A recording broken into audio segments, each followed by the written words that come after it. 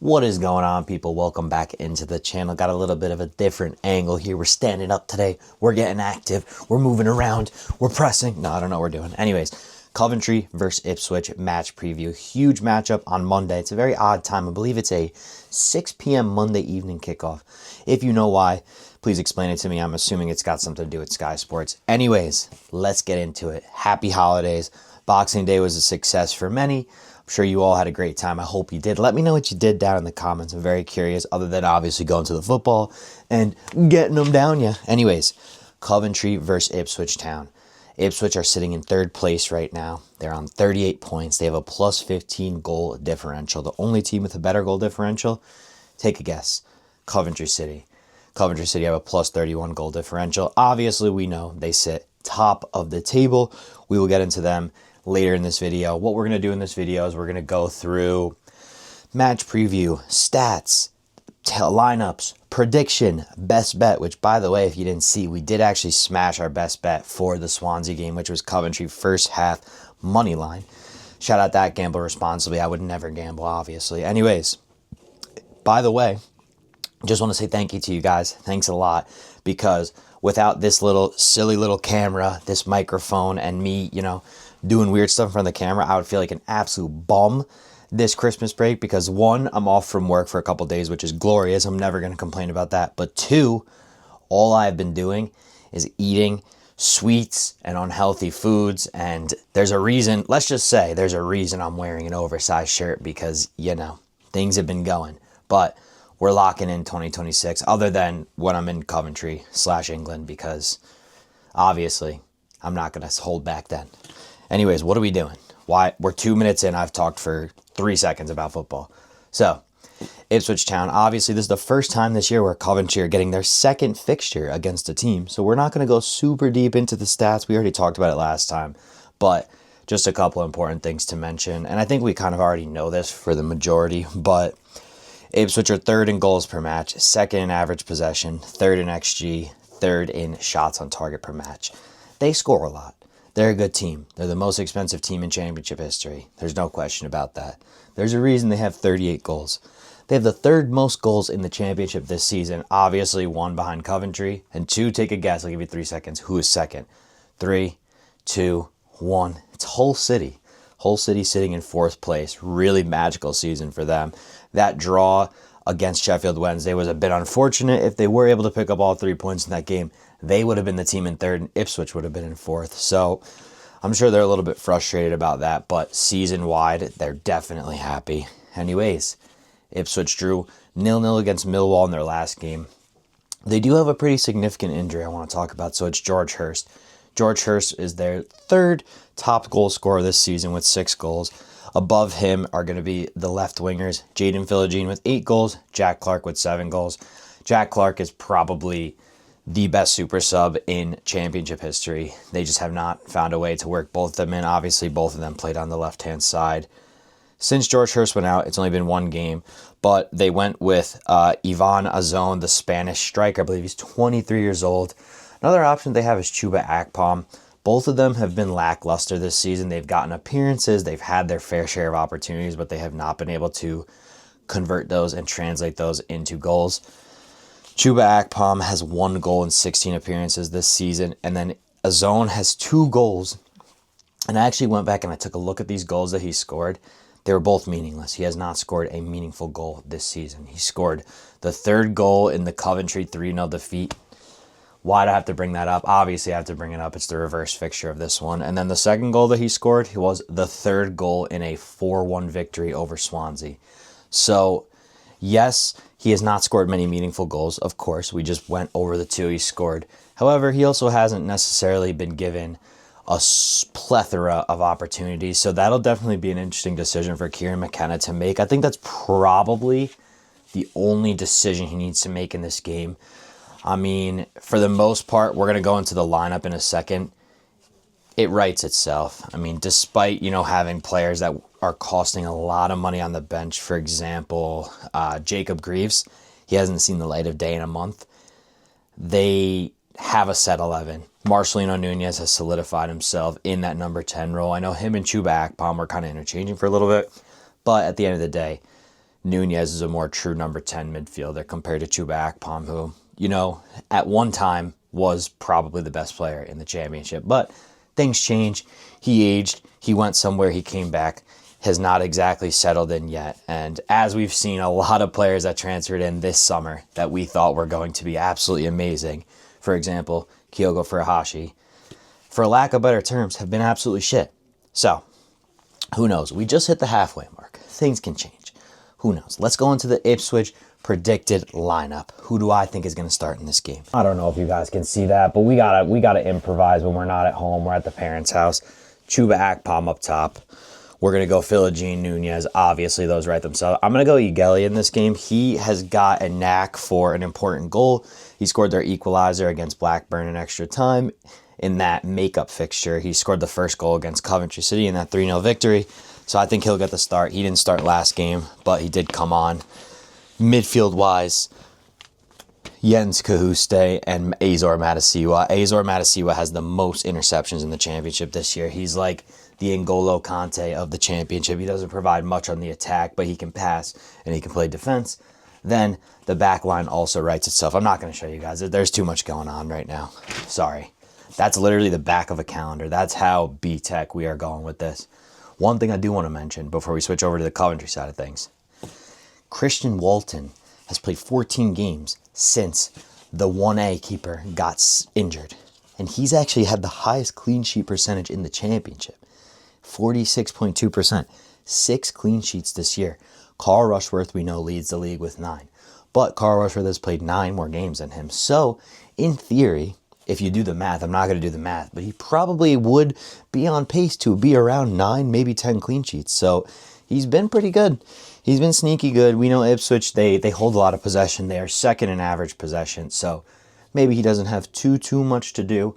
But, nevertheless, they are not conceding many goals. They have 23 goals conceded this year. I believe that is second or third in the entire league. It's definitely behind Stoke City. I know that for sure because every game they play is 1-0, 0-0. Anyways, that's that. We know the back line. Leif Davis on the left. Very similar to Milan Van Ewijk. He's going to press up and down. Then you've got Furlong on the right side. He's like a Bidwell. He kind of is a little bit more reserved. He will get up. So a little bit of something to worry about considering we know we're a little bit weak at left back right now. But let's move over to the Coventry side. Now, where is Coventry sitting right now? They are in first place. The Swansea City game was not the prettiest, but good teams find ways to grind out results. I would much rather sit here and say, oh, Coventry got all 3 points, but they played terrible, compared to, oh, Coventry played terrible, and on top of that, they drew against a team that was in 19th place. No, that didn't happen. Coventry won. We'll talk about the lineup in a minute. Injury-wise, where do we sit with things? Let's talk about the back line. Jay Da Silva is out for 2 more games. Bummer. Jake Bidwell stepped in. Kitching, back in. Bobby Thomas. I'm starting to think Bobby Thomas is injured. There's been rumors circulating. I don't listen to rumors because I've just seen so many fake injury rumors or transfer rumors or flu rumors, things like that. But I am starting to think he has some sort of a knock because all the guys that were out with the flu are back now. Even, for example, Milan Van Ewijk on the right side. He is clearly not 100% in the lung capacity and just overall health and wellness. We've seen it, he was coughing a couple games ago. He almost threw up during a goal celebration. And then yesterday against Swansea, he just didn't necessarily look like himself. And for Frank to be taking Milan off for Kessler Hayden, not saying that we don't trust Kessler Hayden, that probably goes to show that he just didn't have the lungs and maybe even the legs in him. On top of that, the guy needs a rest. The only game he's missed all year was the one where he was suspended for yellow cards. I want to say that was, the Wrexham game, the game that we lost on Halloween. So, good for him to, technically get 15 minutes back. He'll be back in the starting lineup. We'll talk about the predicted lineup and the score predictions and whatnot. Into the midfield, Rodoni took a step up, but he's still not where we need him to be. I think Rodoni will go in this game, but Eccles did a really serviceable job coming in. So I'm happy with his performance. Torp is also another one of the guys recovering. Little bit of a disappearing act, but he did relatively okay in the Swansea game. Matt Grimes is Matt Grimes. Do we even have to discuss Matt Grimes? I mean, he's the best defender, best midfielder in the championship, in my opinion, at this moment in time. If it's what midfielder can you take? Maybe you take a Hayden Hackney because, you can sell him on. But also, that challenge by Hayden Hackney, how was that not a red? That was an absolute madness, but not important. We are talking Coventry versus Ipswich. Now, attack. This is where things get a little dodgy. Ephron Mason Clark, most informed player on the team right now. He's starting. Sakamoto, he's starting. Who starts at striker? Let's go through that. And let's bring the calendar back. Hopefully, you guys can see it because the marker was starting to die. That's how low budget we are here. By the way, there's so much snow behind me. It's a beautiful scene. We got about a foot of snow last night. So, cool stuff. Might go make some snow angels. All right, let's start with the back line. We know what's happening in the back line. I do think that Bobby is not going to be in this game. He was at the stadium, so that probably goes to show maybe he's not in his isolation period if he was sick anymore. He may just have a knock. He may just be working back up to match fitness. Wolfie gets caught flat-footed here and there, but I think the more he plays, the more he'll grow into this team. Kitching was back, so I think they'll be the center-back partnership. And then we're going to go with Milan Van Ewijk, and then on the left, we're going to go with Tom Aspinall. Get it? British UFC fighter. Bidwell literally threw 8 guys to the ground and was more interested in doing that than playing football on Boxing Day. Whatever. You know what I mean. Rushworth in the net. Midfield, we're going to go with the same midfield three. We're going to go Grimes and Torp, double pivot, box to box, whatever you may call it. Radoni up the middle again. And time is starting to tick with Radoni. Definitely showed a lot of potential in the game against Swansea. Hopefully, he just keeps getting better and better. But either way, he's our number 10. He's our guy. He is going to be starting. And then probably the most debated, other than Mason Clark and Sakamoto, is who is going to start up the middle. I got Haji Wright in this game. Ellis Sims on the bench. If he can come in, he can come in and make an impact. If Ellis Sims misses a chance, it's a good opportunity. If Haji Wright misses a chance, it's a bad miss. Argue with a wall. Haji Wright is going to start in this game. He should be starting. He's the better striker of the two. He offers more in the build-up play, and clearly right now, with Radoni not at his best, we need someone who can actually touch the ball and drop deep. I get the concept of Sims pinning the center backs back deep and then letting Radoni have more space, but we tried it in the game against Swansea, and he got into some good spaces, but it just didn't work. So, Haji Wright over Sims in this game. That will take us into our bet and our prediction. This is a tough one to bet on. This is actually a very tough one to bet on. So the bookies have Coventry as favorites, but Ipswich narrowly behind them. So bookies are giving Ipswich a chance in this game. I think it's going to be a low-scoring affair. I think it's going to be a dogfight. I think it's going to get choppy. There's going to be a lot of fouls, yellow cards, beefing, time wasting. I'm going to go with under 2.5 goals as my bet. So then that will segue us into my prediction for this game. I'm going 1-1. I think it's a 1-1 affair. Both teams are going to want to win, but both teams are going to be careful in a sense, because one thing that I should mention is this game means a lot more to Ipswich than it does to Coventry. And pretty much every game that Coventry play for the rest of the year, it is going to be like the World Cup final for other teams, because if they aren't able to start chipping points away at Cov, no one is going to catch them.